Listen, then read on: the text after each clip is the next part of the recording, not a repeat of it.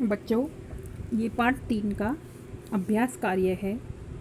इसमें आपको जो चित्र में वस्तुएं दिखाई गई हैं ये गिनकर लिखनी है। जैसे कि गिनते हैं इनको 1 2 3 4 5 6 7 8 9 10 11 12 13 14 15 16 17 18। इस प्रकार ये 18 हैं। तो 18 को संस्कृत में क्या कहते हैं? अष्टादश। तो हम इसके नीचे लिख देंगे अष्टादश। अब आम गिनते हैं 1 2 3 4 5 6 7 8 9 10 11 12 13 14 15 16 17 18 19 20 21। इस प्रकार ये 21 आम हैं और 21 को संस्कृत में एकविंशति कहते हैं। इसके नीचे इसलिए एकविंशति लिख देंगे। अब आगे बॉल गिनते हैं 1 2 3 4 5 6 7 8 9 10 11 12 13 14 15 और 15 को संस्कृत में पंचदश कहते हैं, इसीलिए इसके नीचे पंचदश लिख देंगे। अब मोमबत्ती गिनते हैं 1 2 3 4 5 6 7 8 9 10 11 12 13 14 15 16 17 18 19 20 21 22 23 24 25 26 27 28 29 30 31 32 33 34 35 36। इस प्रकार ये 36 मोमबत्ती हैं और 36 को संस्कृत में षट्त्रिंशत् कहते हैं, इसीलिए इसके नीचे षट्त्रिंशत् लिख देंगे। आगे देखते हैं। अब ये कैंची है, इनको गिनते हैं 1 2 3 4 5 6 7 8 9 10 11 12 13 14 15 16 17 18 19 20 21 22 23 24 और 24 को संस्कृत में चतुर्विंशति ही कहते हैं, इसलिए इसके नीचे चतुर्विंशति लिख देंगे। अब पत्ती गिनते हैं 1 2 3 4 5 6 7 8 9 10 11 12 13 14 15 16 17 18 19 20 21 22 23 24 25 26 27 28 29 30 31 32 33 और 33 को संस्कृत में त्रयस्त्रिंशत् कहते हैं, इसीलिए इसके नीचे लिख देंगे। आगे देखते हैं।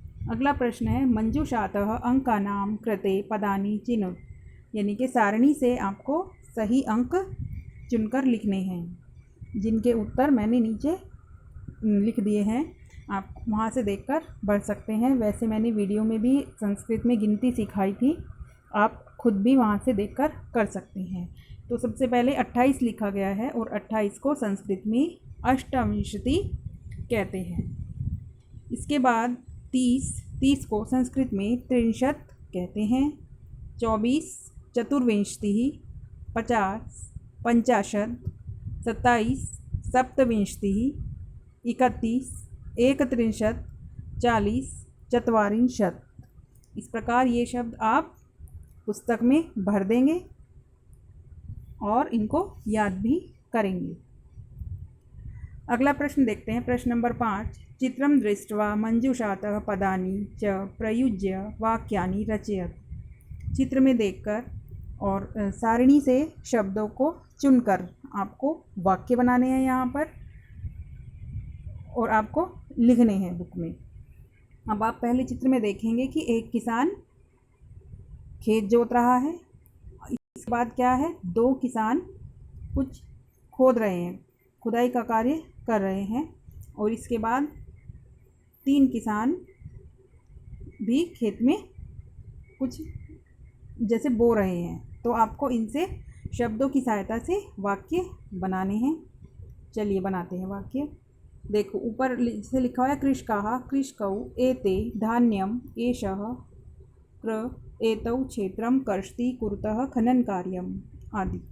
तो पहला वाक्य इनसे बनेगा एषः कृषकः क्षेत्रम कर्षति, यानी कि यह किसान खेत जोतता है। अगला वाक्य बनेगा एतौ कृषकौ खनन कार्यम कुरुतः, ये 2 किसान खुदाई का कार्य करते हैं। तीसरा वाक्य बनेगा एते कृषकाः धान्यम रोपयन्ति, ये बहुत से किसान धान रोपते हैं अर्थात धान बोते हैं। इस प्रकार आप ये वाक्य यहाँ पर लिख देंगे, और जिन बच्चों के पास पुस्तक नहीं है वे अपनी कॉपी में इस कार्य को करेंगे। आगे देखते हैं प्रश्न नंबर 6। अधोलिखितानां समयवाचकानां अंकान पदेषु लिखत। यहाँ पर आपको ये समय दिया गया है और इस समय को आपको संस्कृत में लिखना है।